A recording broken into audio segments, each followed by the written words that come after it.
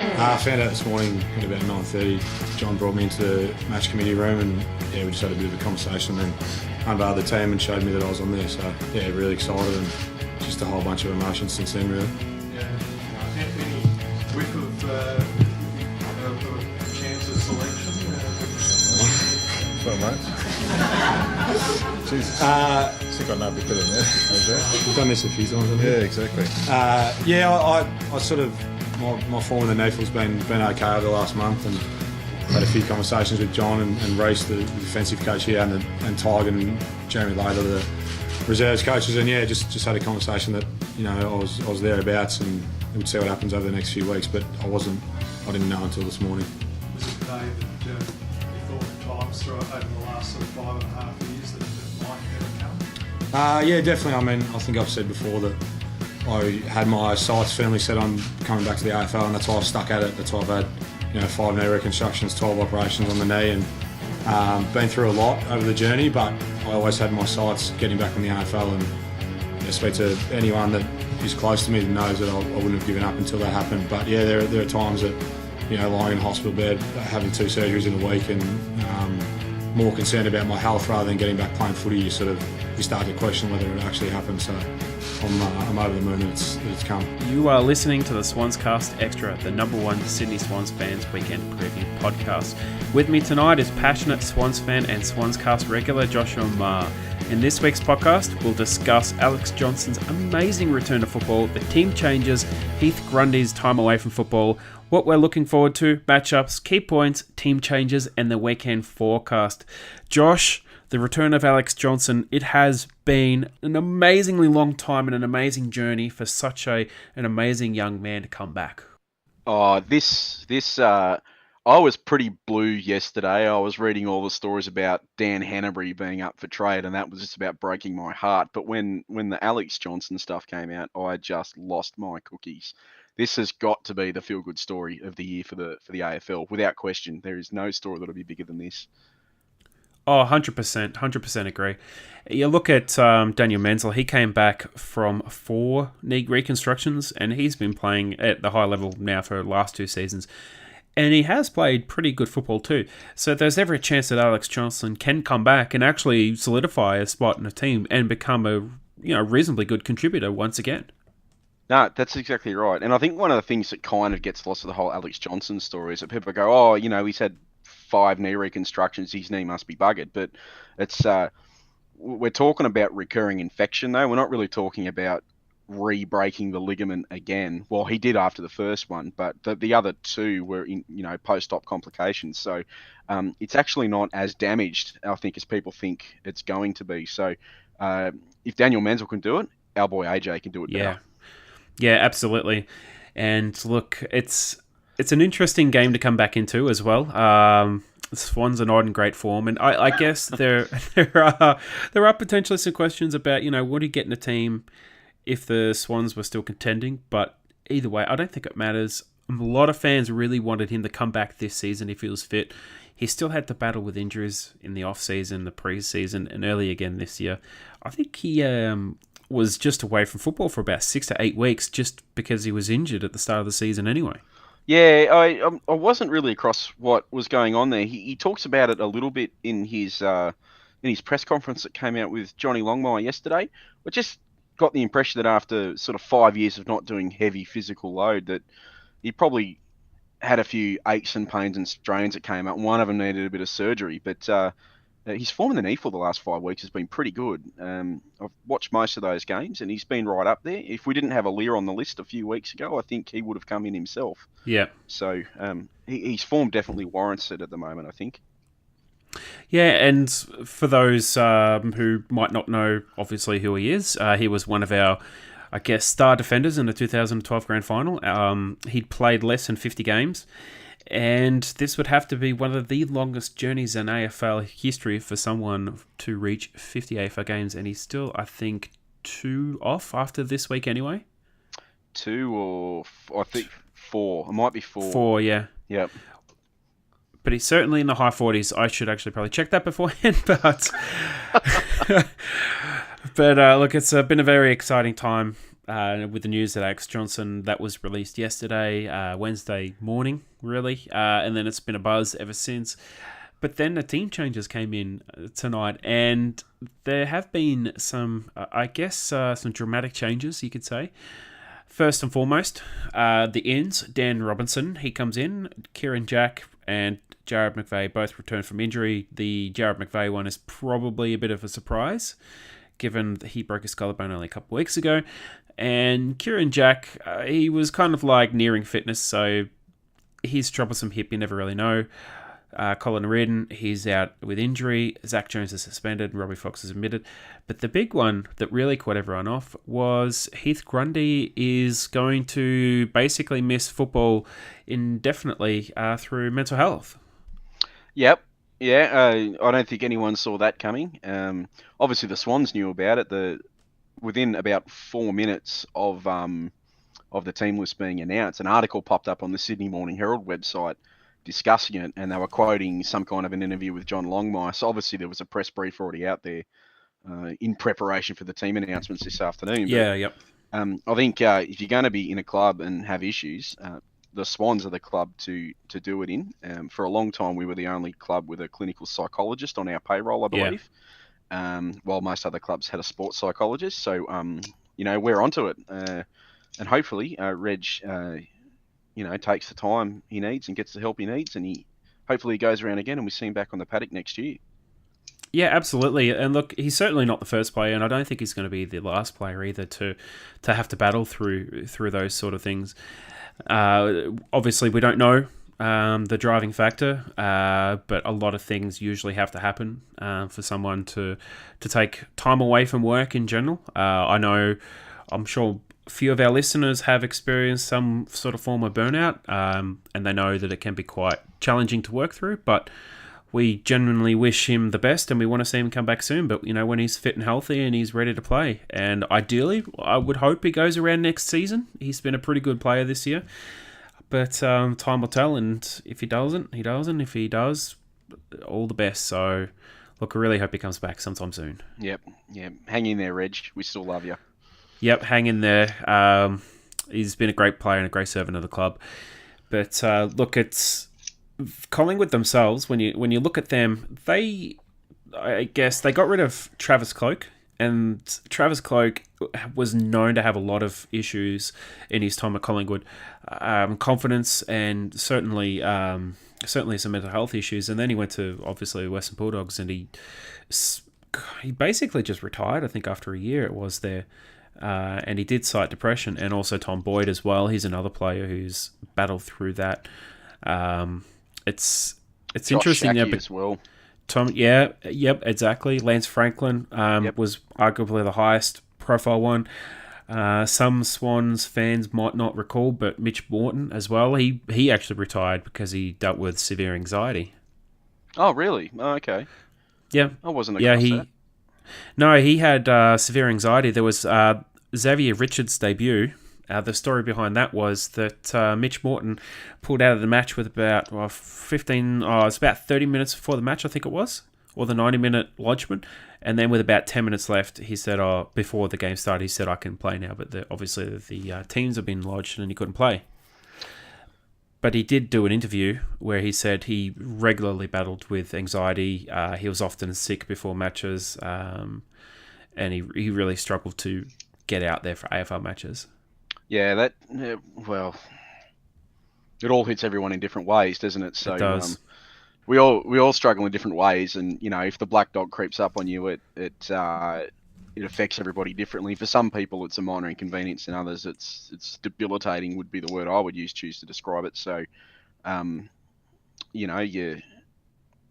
I said, hopefully he gets the help that he needs, and I'm sure the club who are the best in the business as far as AFL stuff, they'll be on point again, just like they were with Franklin.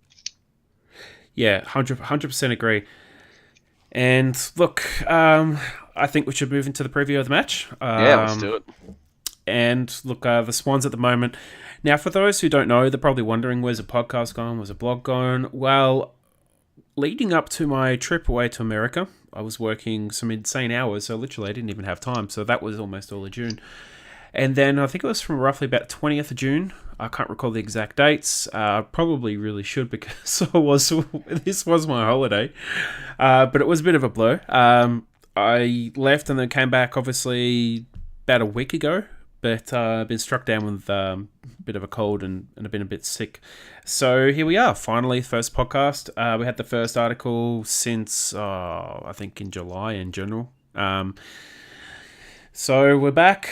We're going to be eventually coming back to normal sort of service. But for the Collingwood match ahead, let's pray it is a return to pre-bye form because, frankly, the Swans haven't been very good lately. No, we're still away on the bye by the looks of it, except for that North Melbourne game, which I think most people looked at that and went, "Hey, we hope that is a window into the future." We have not had good games either side of that North Melbourne game, with the exception of the Richmond one. I think most people went, "Do you know what? We didn't play that great, but we hung in there, and there was a lot to like about it. There was nothing to like about the loss to Geelong or the loss." No, or the loss to the Bombers. Doesn't even need to be said. And we're not even going to mention the other one. No. The other one was, let's see, what was it? First quarter, it was like, oh, yeah, this is really good. Start of the second quarter, it was like, okay, what's going on here? About 10 minutes in, it's like, there's something on my phone that's distracting me from this game because this game is doing my head in. And then that was about it. Yeah, you couldn't even get angry at that one. I couldn't even get angry. You just had this overwhelming sense of WTF. Trust me, Mrs. Bloggs was very, very angry. She kind of took it out of me. I can't begin to describe what I was saying at the TV. It was not a day I'll remember fondly. No, and the Geelong game was arguably the Geelong game you could say might be worse. They could have easily put a 14-goal win on us that day. They should have. They really should have. Same with Essendon. Look, both teams really should have put the Swans to the sword.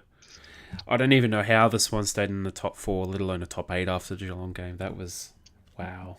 We got lucky. And I think if you sort of stretch back before the bye, we had a couple of ugly games here as well. And you can kind of go, well, we've sort of been blessed this year with injuries in other teams. You know, like Adelaide arguably should have been still above us on the ladder, but they got smashed by the injury stick. Probably North were a little bit unlucky in a couple of their games. They could have been above us already. So we haven't really ever taken the season by the horns at any stage. But now we're not even in control of our own destiny, so we're relying on other teams to win or lose, and more importantly, I wrote a thing the other day on one of the Swans Facebook groups about where our list is at the moment, and even though our injury list isn't as long as others, it's ripped the spine out of the team. What we do have, so I'm not really sure. Other than actually having 4 quarters of effort, I'm not really sure. Have we got the talent there at the moment, talent and experience at the moment, to challenge for a flag? And we probably don't. It's a fair point to make. I think there's probably too much going to too few. Obviously, Kennedy, he's running around. He looked at about 20% on the weekend. He really didn't even look anywhere near fit. And in all honesty, he looked like he shouldn't have even played. No, you have to wonder whether he's played him because they had to. Injury from the clearly. He couldn't stand up in a tackle. He didn't look like he could break a tackle. No, he didn't have the power through his hips that he normally would. Franklin looks worse every week. Franklin, he literally couldn't even turn. It was probably the worst level of fitness I have seen Franklin in ever. Yeah, which is a shame. A shame. When you and I and Mrs. Bloggs went to the St Kilda game, he looks like he had a bit of it back again, but he looked like he moved pretty good in that game, but he's sort of been going downhill ever since. Maybe it's just not our year. Maybe that's what it just boils down to. Yeah, you just wonder whether or not that injury's flared back up. Longmire did say during the week that it's not something that can be healed during the season. Basically, rest isn't really going to do enough. If they have to rest him for 2 months, okay, if we lose this week, I don't think there's any point playing him. No, that's true. Which actually makes me wonder if what he's actually meaning to say is that he actually needs some kind of surgery. Yeah, And if that's the case, I'd say, well, why don't we get it do done that sooner. now? Yeah. Get it done sooner. Buy another 2 months worth of recovery time for him. Yeah, because his preseason was quite literally written off because of postseason injuries and surgeries and whatnot. And it happened to a lot of the players. Like, if there's any injury concern over any of the players right now, they need to put them on ice and they need to get them fixed for next season. The way we're playing at the moment, I don't think we could beat Carlton. Unfortunately, we don't actually have to come up against that test because it'd be kind of embarrassing if we did lose to Carlton like we did last year. Well, I mean, Gold Coast beat us, and then they lost to Carlton, so By quite a bit too. by quite a bit. So and Gold Coast were at home as well. Yep. So yeah, I agree that I mean, if you go back and have a look at our pre-seasons for the last 2 years, maybe 3. Our leadership group hasn't had a pre-season for 2 years. No, not since 2016 grand final. No, that's right. We've got guys walked off the paddock in 2016 or walked into a surgeon's knife the next week. Sort of thing. Hanbury, Parker, Kennedy, they all went. I think Franklin. I think which one was it? Was it Kennedy who didn't have surgery? Either one of Parker or Kennedy didn't have surgery. I thought that was Hannah's. They said that his PCL injury wasn't serious enough to need surgery. Parker definitely did, and I think that came out in the Skilton medal last year. They basically said that Parker shouldn't have even been playing in that grand final, but he managed to get up. He couldn't run. No, he couldn't even run. His knee was taped so bad, he couldn't run, couldn't do anything. But obviously, he's still one of the best midfielders, and he had a better game than some of the other players out there. Yep. But you look at the four main midfielders. Kieran Jack has been injury plagued for over the last 2 years. Kennedy has really been a bit of a shell of himself since the 2016 finals because he's had that knee injury and he really has struggled at times. Parker looks like he struggled at times. He's only had bursts. Hanbury really has seriously struggled since that grand final with that injury and then ongoing groin issues. It's just... you just look at that squad and you just go, well, without them, what's the next level? Our whole team was built around those 4 guys. Yeah, it really was. Yeah. And I think this week too that I think it'll be interesting to see if Kennedy comes out with his right knee strapped. I don't know if people noticed it last week, but they had him on the sideline doing a PCL test on him at one stage, and then they strapped it and sent him back out. So, where's he going to be at? Besides possibly still carrying a back strain. Has he now got a knee injury as well? Parker's been running around with his left arm strap for a couple of weeks now. That was when he did the hyperextension on the elbow. Oh, I can't remember who that was against. I think it was it North Melbourne? Yes. Yeah. I'm going to say yes. Yeah. Might have been North Melbourne. But the thing is, if you look at the form, we actually had two scoreless quarters against the Eagles leading up to the bye. The first and last quarter where we scored, I think, 7 points all up.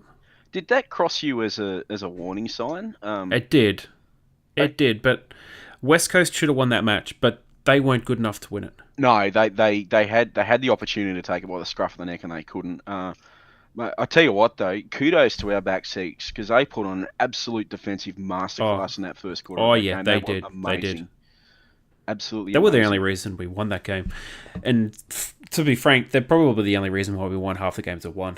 Yep, fair enough. And that's a good thing to have, a back six like that. But, yeah, gee, our transition from, forward of centres increasingly worse this year.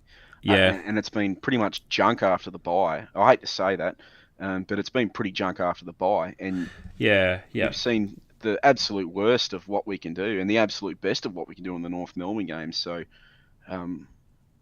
It's an interesting thing. I think if you look at 2-3 years ago who the main ball movers were through the midfield, right?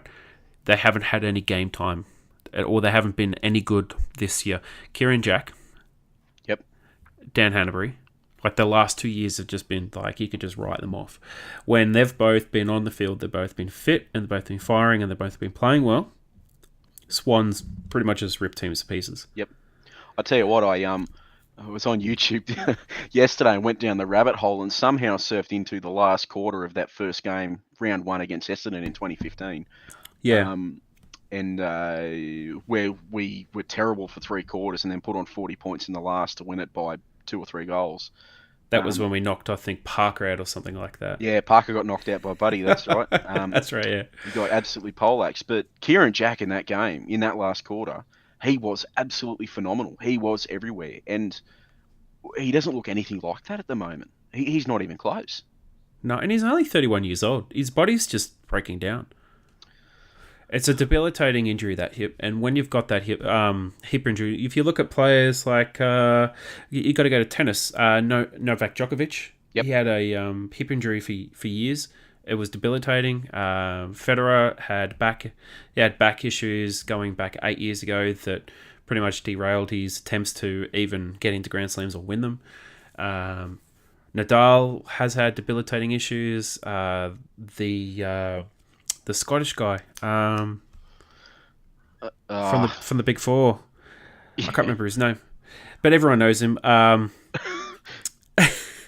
He's also been injury prone, like massive injuries, back, knees, and hip. When those kind of players that are, elite athletes, when they have injuries like that, it just is debilitating. Kieran Jack, he has just had so much problems with that hip that it's just affected the way he plays. Yeah, and it's not just about losing their burst speed, which you could kind of get away with, but if you lose your agility, your Cactus and he and Hanbury have got none of their agility at the moment. No, his tackling's also gone way down, but that's also tied into his speed and ability to move. Well, but he can't close a gap. He can't. No, he can't. And one of the arguments that I guess Sydney's kind of had against the other teams and other pundits have sort of laid around is that Sydney haven't had the biggest injury list, and they always use Collingwood as an example for a very long injury list. Such a terrible comparison to make. It is, because most of Collingwood's injuries have been to like third tier players or VFL players. Yep.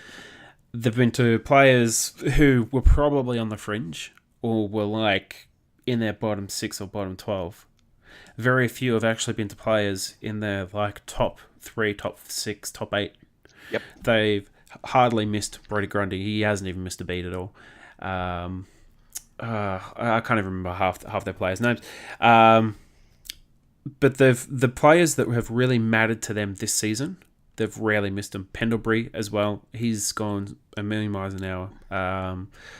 It's just been, for them, they've been quite lucky that their main players have really kept fit. Yep. And I know one of the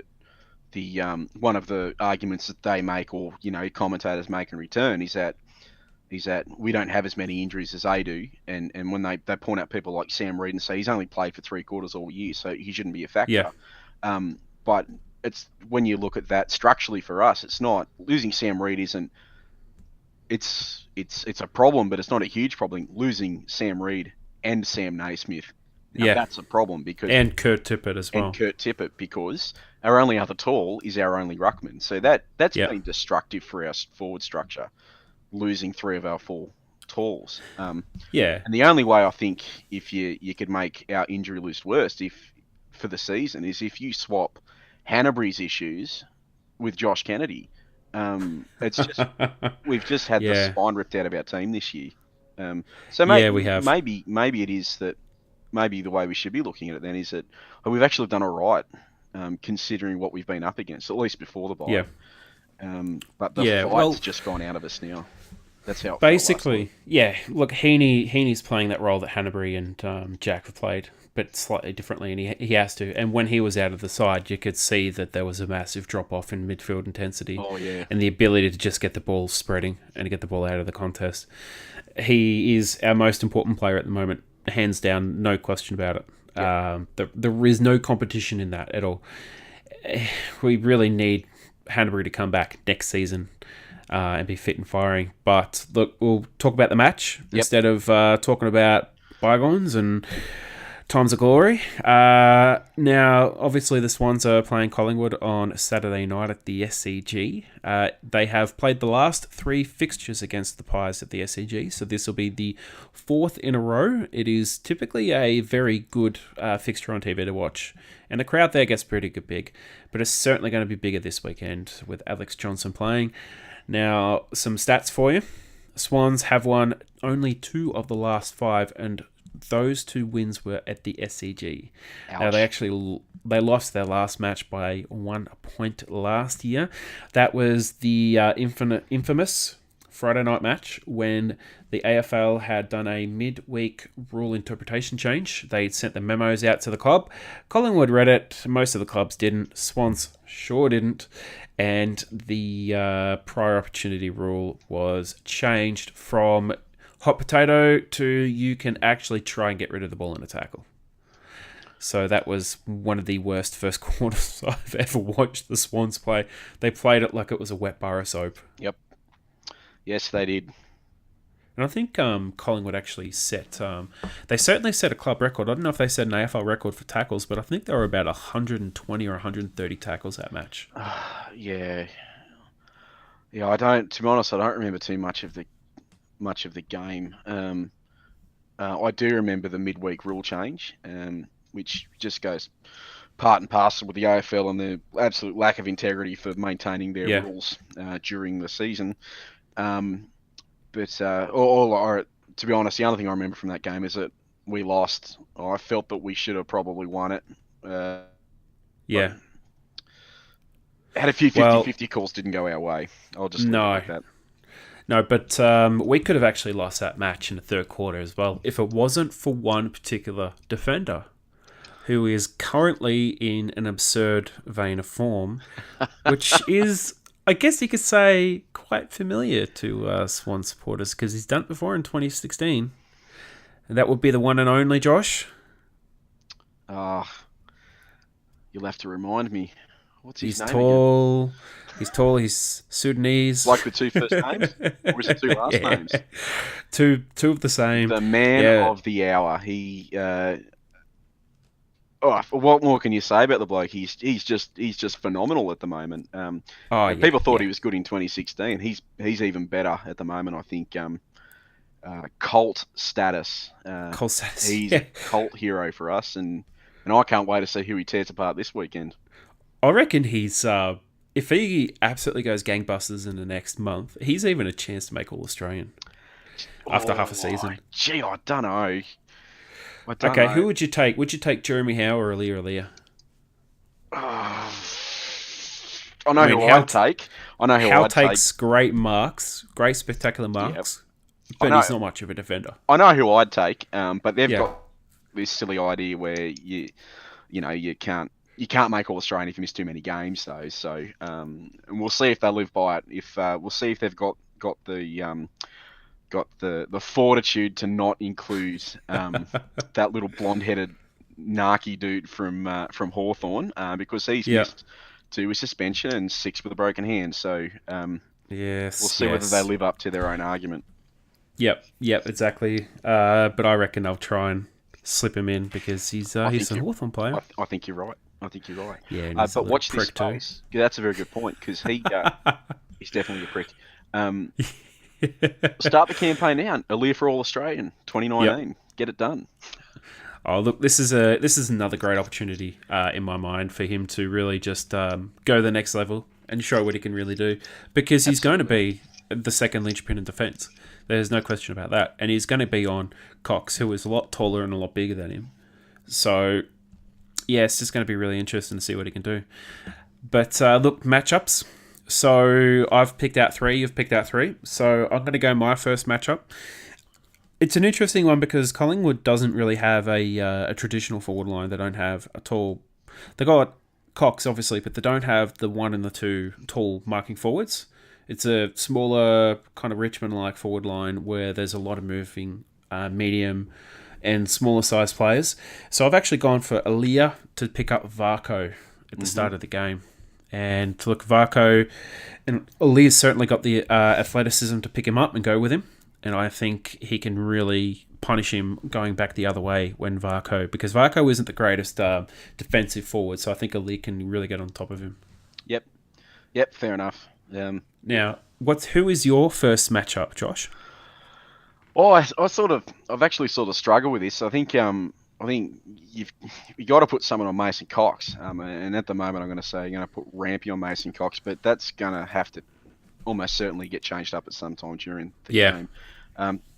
The one advantage with Cox is that he can't run. He's got no burst speed at all. So I suspect there's no reason why Rampy couldn't play in front of him. So I'm going to say Rampy's going to go to Cox to start off with. But at some stage, I think either Aaliyah or maybe even AJ's going to put a spell into him as well. Yeah. Look, Rampy's fast becoming one of the best one-on-one defenders, if not, top 3 one-on-one defenders in the league. He's been able to do it on much bigger opponents before. He did a great job on Ben Brown earlier in the year. Both games. Did a great job on Ben Brown. Yeah, both games he's really dominated when Ben Brown has pretty much dominated every other defender.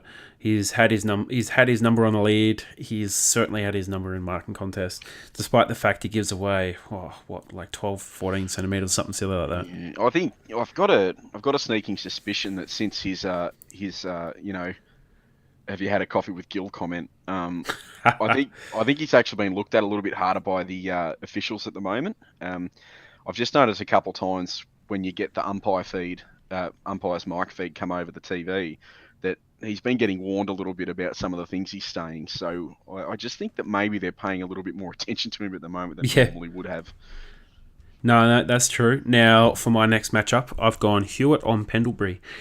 Now, I think this is a bit of an obvious one because Pendlebury is definitely the best ball user in their midfield, if not one of the best at the club. He is the heartbeat at that football club. When he is on, the midfield's on. When he's off, the midfield struggles. So yep. I think it's really important that Hewitt goes to him and really tries to shut him down as much as possible. Yep. Hewitt's a good shutdown player. Pendles is... you'd have him in your team, wouldn't you? Oh, every team, hands down, yeah. Every team would have him. Yeah, I agree. That's Hewitt's job, isn't it? He's just an absolute gun at it. So put him on Pendles and see what happens. Yep. Now, who was your second matchup? They're going to put someone on Franklin, obviously. They're going to put someone on Franklin. Anyone's faster than Franklin at the moment. He's obviously still played on by his heel injury. I'm going to say they're going to put Darcy Moore on Franklin. Yeah, that's a good one. Haven't really paid that much attention to how Darcy Moore's been playing lately, but I watched that game against Richmond the other day, and he was actually quite impressive. And I think maybe he's trying to get a job at another club. I'm going to say that Darcy Moore on Franklin. It actually wouldn't be too bad if we got him. He did look like a good player. He's still got a bit to learn, but yeah, you're right. I think with the speed issues with Franklin at the moment, you could pretty much put an inanimate carbon rod on him, and I think the carbon rod would probably win 50% of the contests. It almost sounds like a Simpsons reference there. An inanimate carbon rod. Hey, look, Michael Hurley's basically an inanimate carbon rod, and he won more than 50%. So. Oh, yeah. Yeah, gee, they really talked that up, didn't they, about how Hurley did this amazing job in shutting down Franklin, who's playing on one leg. Hurley actually wasn't that impressive once you add in the fact that that Franklin is hobbled by injury at the moment, and probably getting the worst ball delivery of any forward in the league. Yes. So, yes. Hurley wasn't that good, in my opinion. No, I know, but Channel 7, they love him. He's got a red sash down his chest. Yeah, exactly. That's why. Now, who is your next matchup there, Josh? Oh, well, it's going to be in the ruck. Brodie Grundy. I tell you what, if there's a player that Collingwood cannot afford to lose, it's Brodie Grundy. Yes. Everything they're doing this year is built around his ruck work. I think the Chief, as good as he's been, I think the Chief's going to have trouble containing Brodie Grundy, which wouldn't be too bad if our on-ballers were not, also down on form as well. So if Sinkers broke even, I think we'd be very, very happy with that. Oh, yeah, take that any day of the week. Yep. You really are looking at... Brodie Grundy is pretty much locked for All-Australian, and if he's not the All-Australian ruck, then clearly the selectors aren't watching this year of football because, as good as Max Gawn's been, Brodie Grundy is pretty much the sole reason why Collingwood is up so high. Yep. Yeah. That guy is carrying that football club on his shoulders. Yep. You wouldn't... what are the selectors... They do some strange stuff. You remember that year where they put Joel Selwood in and left out the guy who was a leading contested ball winner for the entire competition. Or they gave the captaincy to Rance. That points from Richmond. Yeah. I have no idea how Josh Kennedy didn't get a Guernsey that year. That was just abysmal. But my point with that was what I was getting up to there is that they put Paddy Ryder in as All Australian when Sauce Jacobs, was clearly the better ruckman. And the only time that Sauce and Paddy Ryder met last year, Sauce absolutely destroyed Paddy Ryder. So I still don't know how they came to that decision. Yeah, well, that's the thing. They just love flashy players. So it's, when you got that Frawley character and a bunch of other Muppets doing the selections, you're always going to get some pretty awful decisions. Just put it that way. Yep. But look, my final matchup, and I think this is a vitally important matchup. I really can't think of any other player who has to do it. I don't think Cunningham's the right player for this one, but it's got to be Kieran Jack on Sam Murray. Now, when Sam Murray's been at his best, Collingwood would have been able to drive off the halfback exceptionally well. It is important that Kieran Jack not only limits that, but then hurts him, that he gets on top of Murray and he really gives him a football masterclass on forward play. Yep. And if Jack's going to get that job, he should have a look at last week's game against the Tigers because they absolutely wrecked Sam Murray. He never got a clean kick. He was always under pressure. He put it out on the full several times. He was a bit of a turnover machine for the Pies last week. So fingers crossed we keep him quiet. And that is pretty much one of the most important things the Swans can do, because the Pies have really been able to drive the ball from their back line through the midfield with pace and speed into the forward line, and that's the reason why they've been able to score through Mason Cox so freely at times, is because the pace they're just getting it in there with. Yep. But look, key points. So my first key point, Josh. I've got Swans need to stop Brodie Grundy at all costs. Grundy is a lock for All Australian. So touched on this before, and you said that the team is built mostly around Brodie Grundy.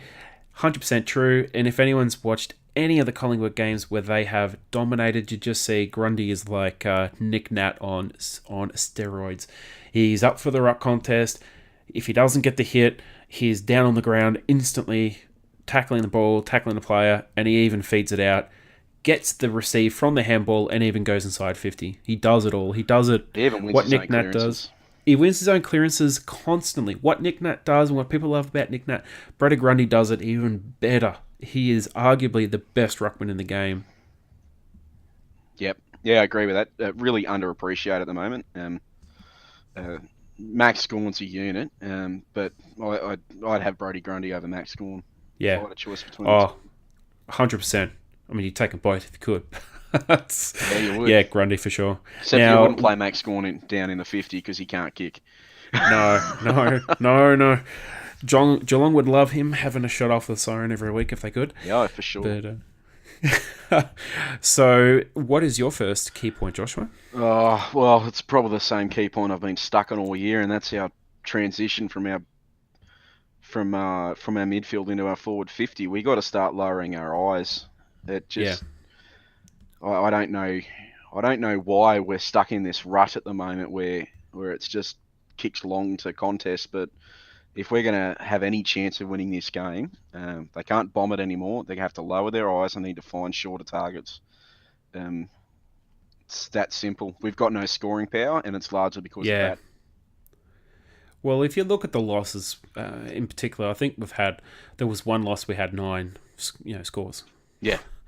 And about 30 inside 50s. There was no chance of getting close. Carlton was getting better return than that. They were getting like 48, 50 inside 50s and maybe 12 or 13 scoring shots, but still like 9 and 30 is just, that is nowhere near good enough. Yeah. Well, I know I've just grossly oversimplified that because it's not that easy, just lower the eyes, but there needs to be more pressure in the midfield, and we need more pressure up forward. We don't get enough turn hours in the forward half of the ground, which directly impacts those numbers anyway. But even when we've got it, when we send it in there, we have no forward structure. Well, they're just brainless entries sometimes. I think I borrowed that from somewhere else, but they're just brainless. They're to no one, or they're to everyone, just and bombed in. Yeah, they're shocking. absolutely. They remind shocking. me of the old Tom Mitchell just dump kicks inside 50. Yeah. I have to wonder too where there's a bit of psychology around it. Teams have figured Yeah. out that if you pressure us enough, we will revert to bad habits, and this is one of our worst. Oh, yeah. Dump kicks out of defensive 50 and dump kicks inside 50. Yeah. And unfortunately for us too, that our guys who come up from the knee full, they get away with that in the knee full. They do, so when yeah. they're under pressure, they just default to learned behaviour, and this is one of them. So I think if you're going to fix that, you have to change the way our knee full team plays as well. But that's for a whole podcast. Yeah. Might do it after the season, I think. but look, on that topic, my next key point is that the Swans have to find a way to move the ball out of defence. The defensive transition recently has been just atrocious. It has been the worst I've seen. I can't even remember. We're talking like pre-Paul Roos. Yeah. Rodney Eade days. It is that bad at the moment. It is just absolutely unbelievably bad. It's shocking. Why do you think that is? What have we changed down there? I think the fact that the entire midfield unit is struggling for fitness, and they're hobbled with injuries at the moment. So obviously, Luke Parker's not getting to the positions he needs to offer. Kieran Jack was out of the side, so he's not there to offer short kicks, because that's what he does. He does a lot of short kicks, and he gets there for short kicks. Dan Hanbury, same role. He's not there, so there's no players moving for short kicks, which is what those two players provide a lot of. And also, there's way too much dependence on Jared McVeigh. Yep. When he's in the side, the team plays great. Every ball moves smoothly. No worries. When he's outside of the team doesn't even know what to do with the ball. Well, he and Callum Mills are two of the only guys we've got who can actually lower their eyes down there, aren't they? So, obviously Millsy's not coming back. Jared being out was just, let's call it what it is. It was bloody painful without him having him down there. Yeah. Well, I think one of the real shining lights is we touched on him before, obviously, but Ali's ball usage has been elite. Oh. And it's something, if you actually jump on some of the Sydney forums, and we're not talking just Facebook, but also Twitter, web pages and whatnot, people have slammed him in the past about his ball use. And they've really gone in hard on his ball use, because they've looked at the NEFL footage and he's kind of like turned it over into NEFL. But the players in the NEFL don't understand where he's moving to or where he's passing to. He comes into the AFL and he's got like a disposal efficiency of like 90% instantly. What do you reckon he went at last week? What percentage do you reckon he went at last week? I kind of tuned out midway through the second quarter, but I would imagine it was probably above 80%. Had 2 zeros in it, go higher. Yeah, 100. He went at 100% last week. So I don't... And some of those kicks were risky kicks too. Yeah, I don't know where the poor ball use things come from. It's one thing to shank a kick or kick it to the opposition, but unlike in the NEFL, often they're choosing poor targets because the only target available is in a poor position. Poor position, yeah. And it's because of the player who's receiving the kick isn't going to a decent position. So certainly that's not an issue that he has here. He gets it out of the back. It goes into the half-forward area. It's everything from the half-forward onwards is where our problem is. I certainly don't think it's anything to do with what Ali's up to. No, I would say he's actually had a greater impact on the team since he's been in it than Jake Lloyd has. Whoa, gee, that's a big call. As far as ball use has gone. I mean, Jake Lloyd is good. He's really good. But Alia has been able to get the team out of some really sticky spots. Do you think it's time that we try and push Jakey Lloyd up into the centre square more? So we did that last year. In fact, after the 0-6 start, the 2 games that we got pantsed were games where he actually didn't play. One because he got knocked out on the first bounce, and another one because of something else. I can't remember why he was out. They were both. I think it was back or hip or something. Yeah, both those Hawthorn games. But we played him in the back of the centre square last year, and it clearly worked for us. But I haven't seen him there at all this year. Oh, well, Callum Mills. Well, he's gone. Point in case. Yeah, point in case, Callum Mills. There's no Callum Mills. We need someone who can use the ball coming out of the fence, and obviously Jared McVeigh's been in and out of the team. Yeah. But Zach Jones has spent almost all this season on the wing or inside the midfield, and he hasn't been particularly good. So, I mean, he wins the ball, he tackles hard, he runs around like a crazed maniac, but when he gets the ball, as soon as he gets the ball, you're just like, who's he going to kick it to? Is he going to turn it over? Yeah, well, he's not going to kick at anyone for the next 2 weeks. That was just not... No, this is not a good look and not a good thing to do. But speaking of Zach Jones and his pressure, Josh, what was your last key point? Oh, I can't remember. We talked about it early. Oh, hold on. I found it. We wrote notes. Our pressure on the opposing team's ball carry the last 2 weeks was sort of okay for the first half of the Bombers game, and non-existent in the second half. And the week before that, it just wasn't existent at all. We need to start laying effective tackles again, and we need to start generating turnovers. We can't go through a game where we've only got 17 turnovers in the front of the ground for the entire match. We can't go through a game where we've only got 3 tackles inside forward 50 for the whole match, especially when the other team's doing it 15 times or whatever it is that the Bombers had. We need to start laying effective tackles again, and not trying to shepherd, not trying to put on a bump. We need to start laying tackles again. And Horse has said that several times this week, that our pressure is just not up to standard. We need it back, because anyone who saw Collingwood last week knows that they're going to bring it. We got to bring it too. Well, if you had anyone who was watching the telecast on the weekend against Essendon, if they're watching Fox Sports, they would have seen that Fox Sports actually had that score graph that came up where the different areas of the ground where the scores have actually come from. All of Sydney's scores actually came from the back third, transition out of defence. There was no score at all in the first half from pressure in a forward half. Yep. None whatsoever. Yep. And Swans fans talk about it all the time. Swans football. That's Swans football, and it's on vacation at the moment. Yeah, it's been on vacation for quite a long time now, actually, for nearly 2 months, I think. Yep. But look, time for the weekend forecast. So, Joshua, you have the sure thing this week. Could you please give us your sure thing? The sure thing. This is just obvious, but when AJ touches the ball for the first time, the SCG is going to go absolutely bananas. Yeah. Absolutely bananas. Yeah. I am so jealous that I'm not going to be there. In fact, I'm going to be at work and I'm going to hate every minute of it. But I'm looking forward to that bit of the replay. They are going to go mental. Yeah, Mrs. Bloggs is also battling the same work demon. She's very upset about it. But one of our own casters, Heather Quinlan, she's actually going to the match. So she was quite stoked when she realised that AJ was going to be playing. You have to get her on next week and just get her to describe the atmosphere. I'm so Hopefully jealous. we win. Wouldn't it be a win for the ages if we did, though? Yes, it would be. It'd almost be like the McCartney win that North Melbourne had after he came back from Bali. Yeah. Only AJ's not going to retire after the game. He's going to hang around for a while. You never know.